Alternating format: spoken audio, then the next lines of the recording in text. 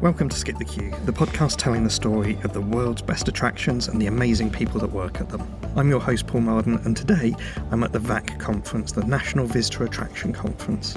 And I'm here with good friends Simon Jones from Navigate and Stephen Spencer from Stephen Spencer and Associates.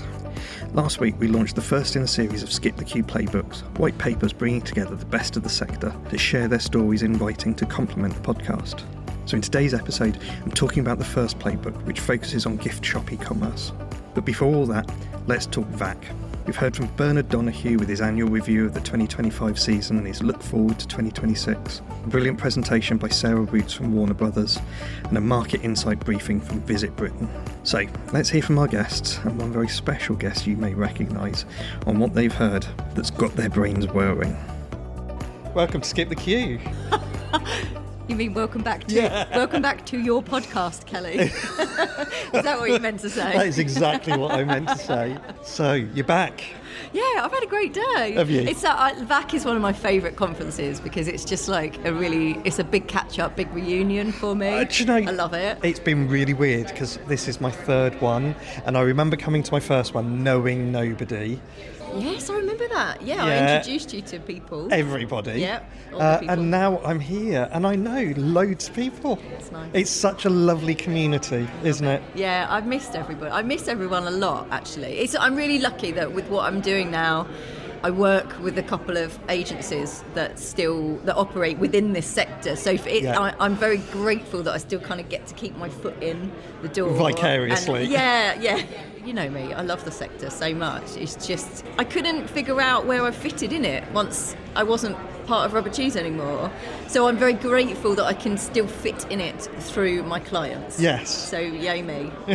Yay me, yay them. I'm back. So the room's getting noisy. I think the last talk has just kicked out. So what's been your highlight of the day? Well, I mean, if I do not get to cuddle a cow at some point in the next 3 to 6 months, that is going to be a massive disappointment to booze myself. Booze and coos was the line of the morning for me. That was Dumble Farm. What? Wow. I mean, I love a cow anyway, but a Highland coo. Yeah, I feel like that gift shop would rinse me of all of my monies for my daughter. Loved that. I actually really loved Wentworth Woodhouse and Sarah McLeod, and I just was so engaged with how creative they've been from a commercial perspective. And laser etching the tiles on the roof. Bloody genius. Yes. Bloody genius. I love the fact that they reuse the things and their volunteers are helping them make all of those really cool things with all the stuff that they just can't do anymore with. She said something like, we don't get rid of anything. We reuse it, and then we sell it. Yeah. I just love it. I just loved it. You know, that was such an that whole panel actually was super engaging. You know, I love the unashamed commerciality of the way that they all talked. Own that, right? Yeah. Like that's what this sector needs more of. Yeah. Absolutely. Yeah. The fact that profit does need to come first. And it's the only way we continue to run these brilliant attractions that we have if our funding is being slashed. Yeah. So. Yeah. And can I just give also a shout out to Danielle Nichols, who from Twycross Zoo, who once of this podcast, I adore her, but she just gave such an insightful talk about YouTube, which has blown my mind a little bit. I find video very uncomfortable. Yeah. It gives me a massive ick, but I feel like she's just frightened it for me. I'm fairly sure that was just a made-up word, but okay. You know what I mean? But I think there's so many attractions that could do so much more with that channel, and it's opened my eyes up. So that whole YouTube Shorts thing is crucial. It's really easy to be able to put out material. Yeah. It doesn't have to be high quality. It doesn't need to be curated within an inch of its life. It needs to be an authentic story that you pump out over and over and over again. Yeah, and I think, absolutely. The thing that I took from that was done is better than perfect, which we've always said, done is better than perfect.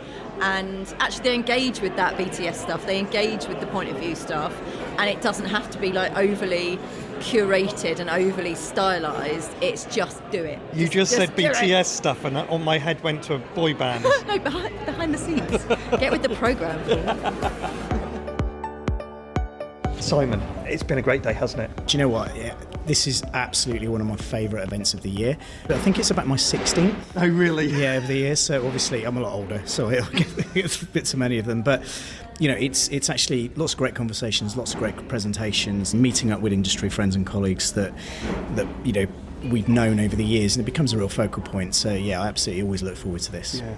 Lots of great talks. There was a lot of great talks, but the one that really stood out for me was improving the bottom line and monetising traction further, which is something which is close to our hearts. Yeah. But actually, you know, Bernard chaired it, it was great. And then you had Kate Logan from English Heritage, Sarah McLeod from the Wentworth Woodhouse, and Jane Richardson from the National Museums of Wales. And just the ideas and the creativity that they'd come up with in looking at new ways to create revenue, new opportunities, I just thought it was fantastic. That's the thing that is different this time. The whole tenor of the conference is about being entrepreneurial, being commercial, isn't it? Yeah, absolutely. Which it hasn't been. And obviously Sarah Root was great. Warner Brothers. Oh, yes. Okay, people don't have Warner Brothers or Harry Potter, but a couple of things that really stood out, calling team members interactors and then giving them content or product to approach visitors with. I love that because everyone can do that. And there's something about the idea that the job title is a little bit... you could be really cynical about it. It's a naff move. But when we came up in our team with the idea that everybody in our team is an experienced engineer, it is all about setting that expectation. Yeah. That it doesn't matter which role you've got within our team.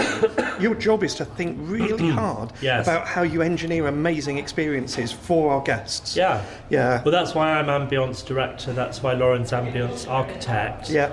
We've really kind of worked out what being an ambience architect is all about now. It's partly about annoying architects. Because, you know, normally you're kind of hopefully adding value to what they're doing or pointing out what they omitted to do or what they've done wrong, you know, which historically has been the expected norm is that, oh, we've got, you know, £10 million for a new wing or whatever it is, and it's architect designed, you know, big name architect, and the shop's there, but it's in the wrong place. It's too small. It hasn't got any windows. The flow is wrong. Well, that's what you've got. That's what you've got to work with. I had a brilliant conversation. So I was at the Avia conference and I was with Michael, the chief exec of Shamrock Gift Company, and he was talking exactly about that. Yes. How they will end up in this unloved corner just over there that you can easily walk past, that it doesn't have the potential to have the feeling that you have in the rest of the attraction. Yeah. And how these two things then become so disjointed. Well, you know, when I went from Hamleys to Historic Royal Palaces right at the beginning of HRP, because I'm incredibly old. Experienced, that's right. Well-aged, well-matured. I couldn't believe that the shop was so dull, it was so bland, and also it was full of really naff products. Yes. Because I just assumed it would be amazing, because the Tower of London is amazing. And so I just brought the theatre of retail, you know, starting with a 6-foot yeoman warder teddy bear standing outside the door, which I got a lot of stick for from the yeoman warders. But, you know, and then just reflecting the experience in retail. Yeah. And, you know, first year I think the sales went up by 40%. Wow. Same at the Royal Collection, you know, they just thought we'd have a tent in the garden, sell guidebooks and postcards at Buckingham Palace. And I said, no, we've got to reflect the experience. And it was just off the chart, you know, successful. And I think showed how to do it in a way, not wanting to sound arrogant, but just showed that you can actually make a load of money if you actually put passion and authenticity and focus on what the customer's going to be expecting, and then a bit of I think that bit's wow crucial. factor. So the idea that retail is just a bolt onto the end of the experience is daft, because people expect the retail to be an integral part of what they're doing, and it's so much easier to free up their money in their pocket, isn't it? Yes. When there's a seamless transition from one to the other, and it feels authentic and it feels like it's part of the place. Yes. Well, I mean, we're here at VAC and we've been talking out, listening to Sarah Root from Warner Brothers, you know, the Harry Potter New York shop, now the Tokyo store are examples of that, where it's an immersive experience in retail, not just the whole thing. But I mean, it's not new. You know, Disney have been doing that forever, and Universal. But we haven't really done it in the UK, and I think the Big Pit is an exciting example. It's certainly something we believe in, you know, thinking about all of the senses and how do you extend the experience into retail and really make it almost a necessity for people to buy something. Whereas at the moment, I think we're seeing a lot of shops in attractions struggling because we've heard, you know, it's an expensive day out. Yes. Even if you're a member, it's still an expensive day out. What's the one thing you don't have to spend money on? It's retail. Yeah. You know, you've got to get there, you've got to eat, and drink. You don't have to buy anything in retail. And if retail's not inspirational, why would you? Yeah, absolutely. It's been a really good conference. Let's talk a little bit about our playbook that we've been working on together. Yes. It's really hard for many attractions. They may have tried e-commerce gift stores before, not had some success. So in the playbook, we talk a lot about what's the point of the shop, who's the audience, what's the product. That's your bit. We talk about the mechanics of how you put it together, and then the guys that navigate talk a lot about how do you get bums on seats, how do you get people to come to this shop.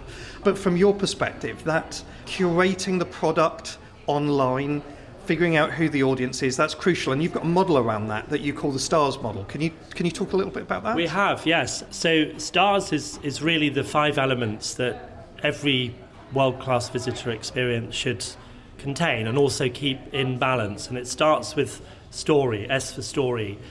The story is, you know, it can contain a lot of words that attractions and other organisations use, whether it's purpose, mission, vision, values, behaviours, you know, why we exist. But the important thing is this is a story that everyone in the organisation understands and is working to deliver day in, day out. That's where culture comes from. But also it's the story that you have to tell your customers and visitors that differentiates you in the marketplace. So it could also be called your value proposition or your USP. Yeah. Anyway, we call it story because it's the story you need to tell, and you need to tell it throughout the whole experience. We also know storytelling is another buzzword at the moment, but fundamentally stories engage people emotionally on a deeper level, psychologically, and put them in the right frame of mind to engage with your content and ultimately your product. So S for story. T for team, everyone who delivers your story. The new hire on the front desk, the sort of 16-year-olds, on day one should have a good idea of the story because they should have seen it in the recruitment ad, they should have heard about it in the interview, it should have been confirmed in their induction, it should also be something everyone around them is talking about. Slightly deviating from just e-commerce here, this is good practice. But the STARS model works beyond e-commerce, doesn't it? So if we take that example of the team, if you're thinking about potentially the agency that you work with, the team that are working on fulfilment, all of these people that you're working with on the delivery of the project have to buy into the story and understand it to authentically sell it online. 100%. If you have the story clear, then you can translate that for the team who are going to deliver. And as you say, whoever's working with you, it includes not just obviously what you see in terms of designing the website or the delivery of it, but also the fulfilment, the customer service has to feed through the whole thing. Yeah, so as part of the story, if the narrative of the what you're delivering through this website is about a premium experience, if it's chucked in bubble wrap and thrown into an envelope, that's completely different to a high-end experience where you open it up and you feel like you're having an unboxing experience with products. So, yes. It does permeate through all of the people that are touching the service, doesn't it? All the way through to the fulfillment people, so that they understand what it is you're selling, the way you're selling it, and the why you're selling it, doesn't it? Totally. And that brings us nicely actually onto ambience, because ambience in our definition is how you deliver the experience through all of the senses, if possible, to reinforce the overall story.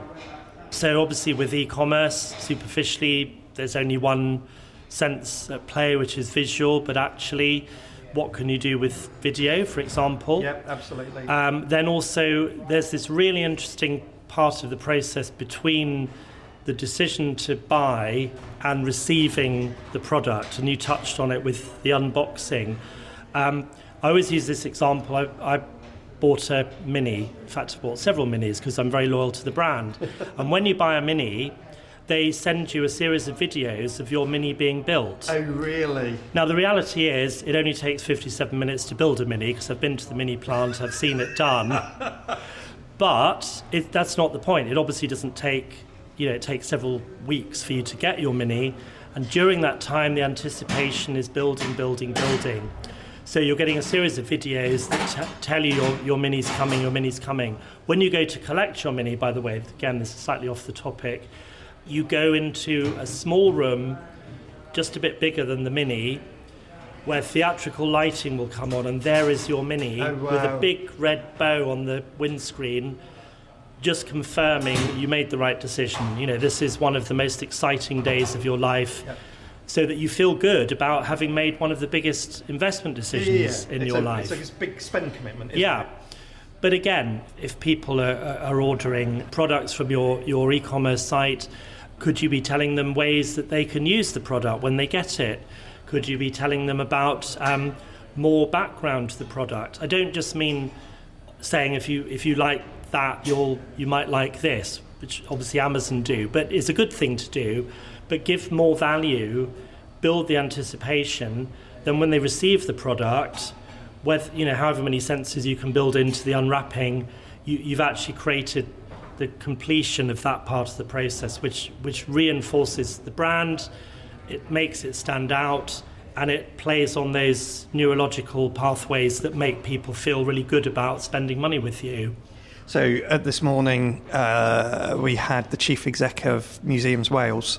She was talking about the importance of commercial. And she talked about being able to buy coal at Big Pit, but she also talked about being able to buy fabrics at the Wool Museum.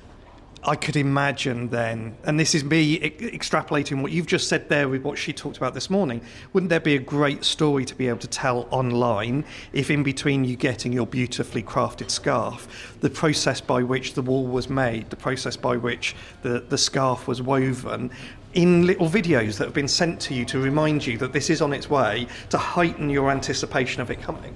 Totally. I mean, one of the sort of northern lights in our industry, as far as I'm concerned, is Joe Pine, who co-wrote the book The Experienced Economy in the late 90s, really coined the phrase, showed how there's a progression of value from commodities to services to experiences. He's writing his latest book, which is about transformation. Oh, really? Transformation is about people wanting to literally learn something, be changed in some way, do something that they've never done before. But also, for example, could you engage with the indigenous tribe that's growing cocoa beans where your chocolate is coming from? Could you support that tribe? We heard also from, I think, both National Museums Wales and Wentworth Woodhouse about traditional skills. Yes. And supporting apprenticeships, by the way, which is another great thing. Absolutely. But again, how do you use all of that content to really add value? If I go and buy something from John Lewis, let alone Amazon, I don't get any of that, do I? I just get the product. What I get from a cultural institution or a visitor attraction is experience that could even be transformational. And we're going way off the stars topic, but way into the stars. That's very good dad joke. Well done. There's some value to that engagement in the anticipation of the item arriving, because you're reinforcing that person's feeling for the brand as well. This is not just about the product that they're going to receive. This is about their whole relationship with the attraction itself, isn't it? It's a brand that cares and also is authentic. It really delivers what it stands for. And also because I've probably bought into it because in some way, shape or form it shares my values. Those values need to be demonstrated throughout the process. And that's why, coming back to team, it's so important that you choose your partners very carefully, because they need to reflect your values as well. Absolutely. So let's move on then. What's the R? R is recipients, which is really everyone on the receiving end of your experience. Obviously, we had to call it that because it has to spell stars. I'll say that because you'll have noticed that. But it's your customer, it's your visitor, it's really understanding. So if we go back to story, we do an exercise. Okay, you've defined your story, you've defined what makes you unique. Who are the audiences for whom that resonates the most strongly, it's the most relevant, and for whom you can really deliver something that will make them, as we've said, loyal, engaged, believe in you, promote you, and be your sort of life partner, if you like, in the sense of, I don't smile as I say that, in the sense of lifetime value maximised. Yeah. And that is about not sort of just having an e-commerce site and putting it out there. It's about understanding, first of all, e-commerce is a different business. Yes. You're not just putting your shop online. It's a new business. For a start, you might well be reaching an international audience that you couldn't reach with your physical shop, or who would be one-time visitors and then no more. But it's really understanding, if this is my story, if this is my concept, who is going to most respond to that? What's my gap in the market? And again, I think it was National Museums Wales who said, really using data to understand as much as you can about those segments, so that you can really target the offer. When you start to build your range, it's crucial because you've got to have that audience in mind, and then all of your marketing, your seasonality, your range extensions, all has to have the audience in mind. And of course, you're continually learning as well as you get the response from real people. Yeah, absolutely. I think there's so much that you're going into here, and I think it's really important for listeners to remember that they can go and download the report. There is so much more than you, me, and Simon can say in one episode, because this playbook that we've put together is really comprehensive, isn't it? It's got input from about 10 or 15 different people into it, loads of tips and tricks, and a lot more depth about your stars model and other parts of this whole mix to putting together an amazing e-commerce site for an attraction. So we're at the end stages of the stars model, aren't we? Yes. So we now come on to the final S, which we used to call systems, because I have a real bee in my bonnet, having worked in attractions as most of the team at SS&A have. Yep. That it's great to have a vision, it's great to have a concept, it's great to even have a model, but it's actually whether it's implemented day in, day out. By everybody. And so we work with partners called Flow Associates, who are a consultancy that focus on almost the bit that we traditionally haven't focused on, which is the core mission. Mm-hmm. And it so happens that one of the co-directors of Flow and I worked together at the O2, and she now lectures in experience design at Central St Martin's, and we found that our approaches were very similar, just coming at it one from an operational end and one from an academic end. So we brought them together. That's interesting. And one of the key elements in that is measuring the emotional journey, because at the end of the day, that's the thing that we're driving, isn't it? We've heard a lot today about making memories and joy and all the rest of it, the value of joy. So this is about, well, you can't be full on having joy the whole time. Always used to annoy me. I used to say, who gets up in the morning and says, I hope I have a satisfactory day? And yet we measure visitor satisfaction. It's such a low bar. Might as well call it mediocrity. Oh yeah, we're doing quite well. We've got up to mediocre plus today, doing really well. But what we really want is not just a mindless rah, full-on experience, because also that is actually very tiring. Yes. Tires the mind, tires the brain, also tires the body, and means that, again, by the time people get to the gift shop, they're likely to be less receptive because they're tired, they just want to go home. And so we look at how you curate the ebb and flow of that journey so that people leave in the right emotional state that you feel that they should, which is hopefully saying, I had a brilliant day, I spent more money than I intended to, but it's great, and actually going away to write a fantastic TripAdvisor review or tell all their friends or whatever it is. Absolutely. Anyway, we've gone off the point of systems again to a certain extent. We have, but I do think that part of what you're talking about, that importance of the ebb and the flow of the day, the online e-commerce experience contributes to that, because oftentimes people are tired when they get to the gift shop. If you can give them confidence that the website will deliver them the magical experience that they would have in the physical shop, then they're more likely to feel less stressed about buying in the moment, because they know that they can still pick things up afterwards, can't they? Yes, and by the way, I'm a great believer on a specific. Why don't attraction shops who have e-commerce sites have a screen or a tablet in the shop to make that very point? Yep. Not necessarily saying people will order there and then, but they might, but it's certainly conveying the message that this is available online. Yes. So the reason for talking about systems is because this is about making your experience sustainable, in the sense that it can be delivered operationally, it can be delivered commercially, yep. so it makes you money, Yep. and it delivers the right emotional response from the customer. So when it comes, and then we've now changed systems to sustainability, because I've always said it's about sustainability as in not going bust, and we've heard a lot today about attractions Completely. at risk, but also we now include environmental sustainability in that, because we're on a journey ourselves which we want to share with our clients. It's the right thing to do, obviously, but it's also what consumers are increasingly looking for. It's a buying factor, isn't it? Yeah. For so many people It is. now. And funders as well. Funders are also increasingly looking to see what your environmental credentials are before they're going to give you public money. And I think that's another sort of key consideration. So how does this apply to e-commerce?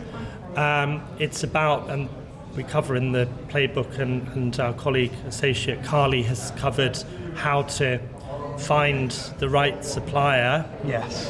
Which includes, does it need to be integrated with your on-site retail, stock control, sales, etc. But how does it link also to fulfilment?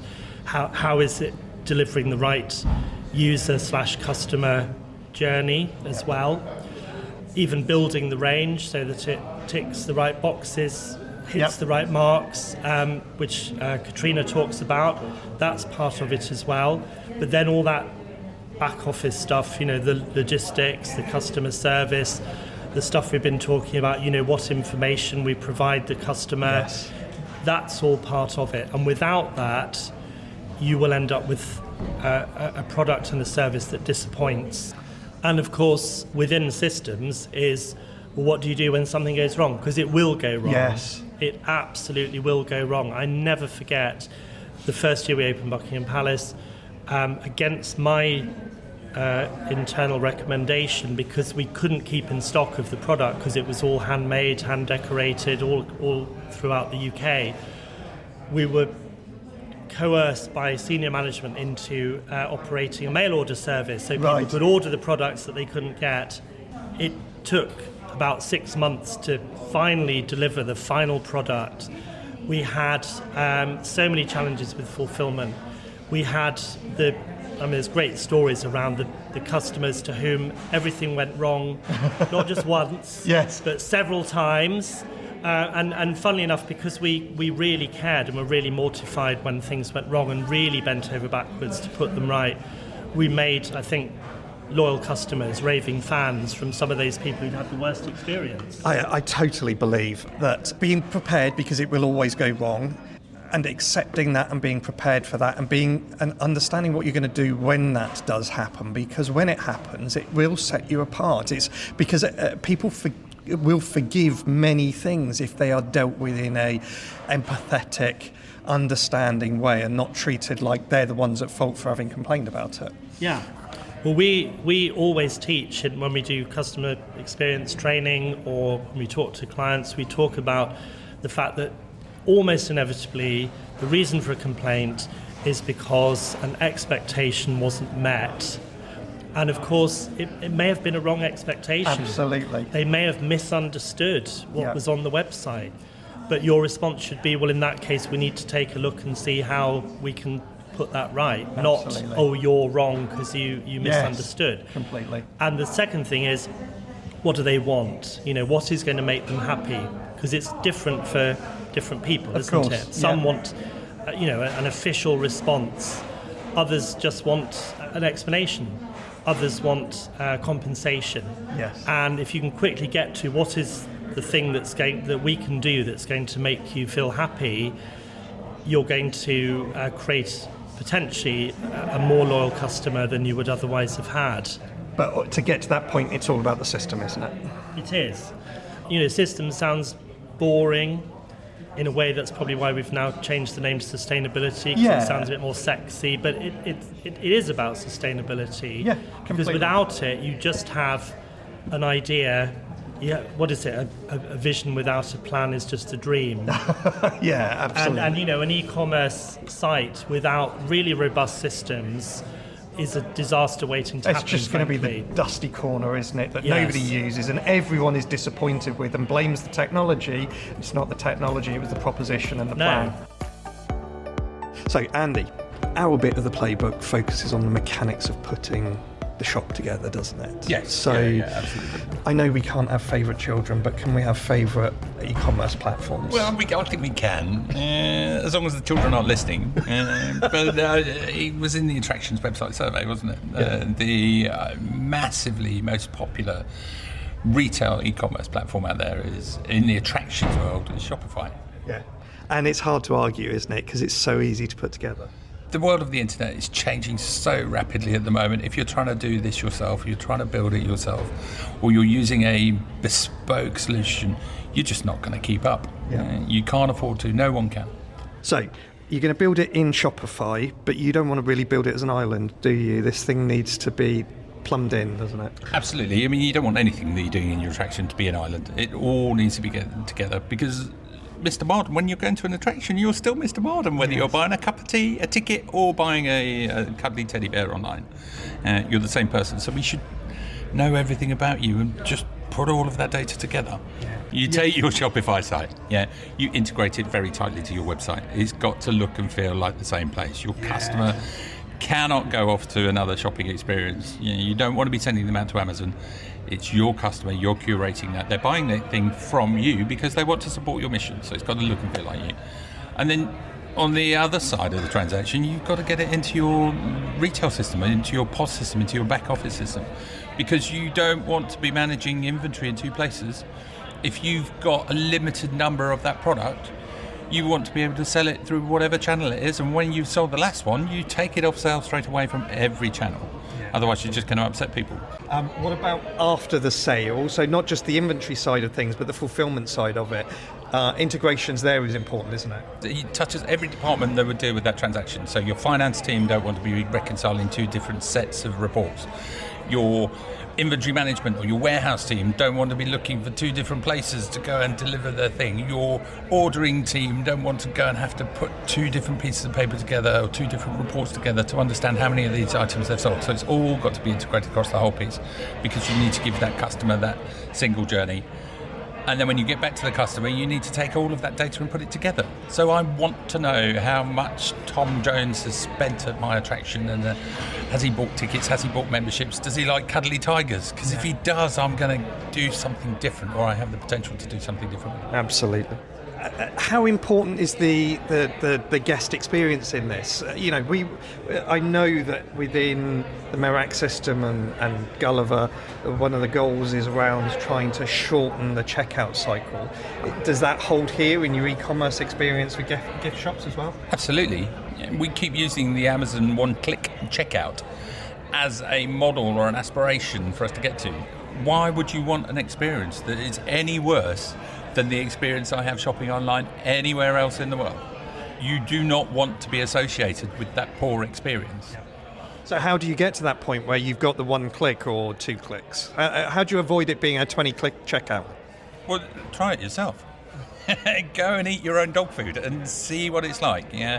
Go and have a look at what other venues are doing that is good. So find the best practice, find what other people are doing, talk to the suppliers and the users of those platforms, and then really look and understand what you can take out of the process.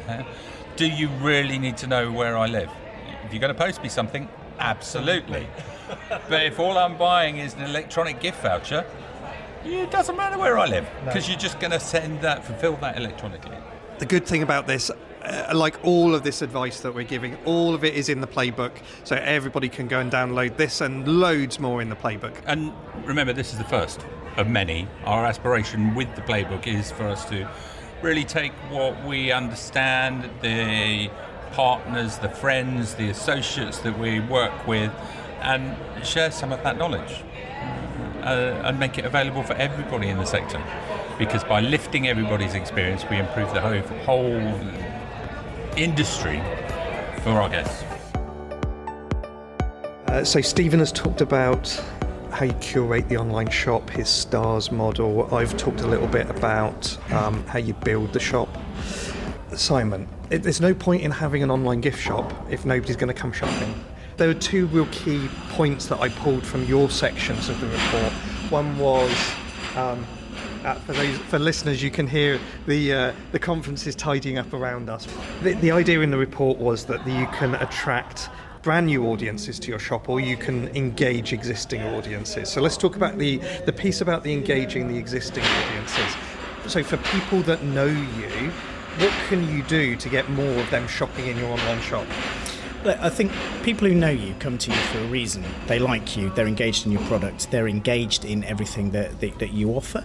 So what better way to extend that in to get them to show a little bit more commitment by buying part of what they've enjoyed, part of the experience they've had with you. And I think for us, it's those unusual products, the unique things. We're very lucky in this sector that we provide great experiences to the public, which gives us the opportunity to let them have fantastic experiences themselves. And I think that opportunity for them to take something different home, it could be something very unique, an interest that you just wouldn't get on a normal high street, all right through to something that you can just get home and have fun and play with your kids. So it's what we do, and it's extending it into the home. And if people like you, if people are coming to you and engaging with you, they are the perfect audience to be able to sell a product and make sure that they're purchasing from you, even if they're not coming physically. So I guess there's two ways that you could do that. One is exploiting your CRM, email marketing out to all of those audiences, all those people that have contacted you before, and remarketing. Which of the is there a place for both of those in the mix? Yeah, absolutely. And I think the word exploiting, I love to call it utilising or maximising. Just so you know. Yes, that's a much better word. And I think it's a combination of all of it. I mean, most people who come through these days, if they booked online or if they come through, you have their data, you have their email address. So first thing is make sure you're including your online offerings and retail offerings in emails. So it's a free communication channel, and the beauty with that is with CRM capability, you should be able to then track what they're clicking on, what they're looking at, what they're coming through. And so from that point of view, it gives you great data about the types of things they're interested in, and then send them more of the right things. So don't try and send them something they're not interested in. But if they've clicked on the same thing a few times, they bought something before, and there's a real interest in a certain area, you can then maximise those opportunities and come through from there. The other side of it is visitors to your website. If people are looking, they know you, they're often going to your site anyway. Track them, see what they're going to, see what they're doing, and look at that interest that they have, and then obviously you can retarget, from people visiting the site, coming off maybe your online shop page, and you can start retargeting with the right messages and the right products they've been looking at. It's all in the tracking in the back end. So it's basically about making sure that you've got the right tags in place, the right tracking in place, so that you can see people's user journey. And to be honest, it goes beyond online retail. It's about how people are purchasing tickets as well, identifying those good opportunities that people are throwing through, the good parts of the sites, but equally the bad parts of the site. You can see where you've got points that people are dropping off a lot, and then look at how you can improve the user flow, but also follow up to people that maybe have shown an interest but not followed through with that purchase. What about trying to attract new audiences to the online shop? How would you go about doing that? There's two routes. One is if someone has an interest in a subject matter, they may not know you, but they might be looking for something. Obviously, search is the best way to do that. So paid search targeted around certain things that you have that people are searching for, and you can do a lot of research to look at the type of things that the words that people are using in their searches. So that's the kind of like the low-hanging fruit. That's the ones that you can convert easily. The other side is social, and social is great for us to be able to put inspiration of product in front of people that have the right interests. Social channels give us the ability to target right demographics, right interest groups, right locations, etc. So you can get really tight on looking at where you're advertising so that you're not wasting a lot of budget as well, because we know budgets are always tight within the sector. And then, very much about using that as an inspirational channel, getting people to come through from the site, and again then it falls into that cycle that if they don't purchase first time, you can go into that remarketing mold and make sure that you're capturing them somewhere at that point. All of this and more is in the written report, and I think that we've all, ourselves at Rubber Cheese, you at Navigate, Stephen Spencer and his associates, we've all put a lot of effort into distilling this knowledge down. But out of everything that we've talked about and what's written down, I get the feeling that there's not a lot of difference between the unsuccessful e-commerce gift shops and the successful ones in terms of the shop itself. Because putting a shop out there is not that hard. Anyone could go onto Shopify and just knock a shop together, can't they, and stick some product on there. But what I get from you, from Stephen, what sets all of this apart is the planning that you go through, the effort you go through to choose the right products, target the right audiences, and get bums on seats, You can't go into this expecting to just be able to knock together a quick shop and have success of the levels that some of the big guys that everybody talks about. No, and I think a lot of it comes back to the authenticity of your offering.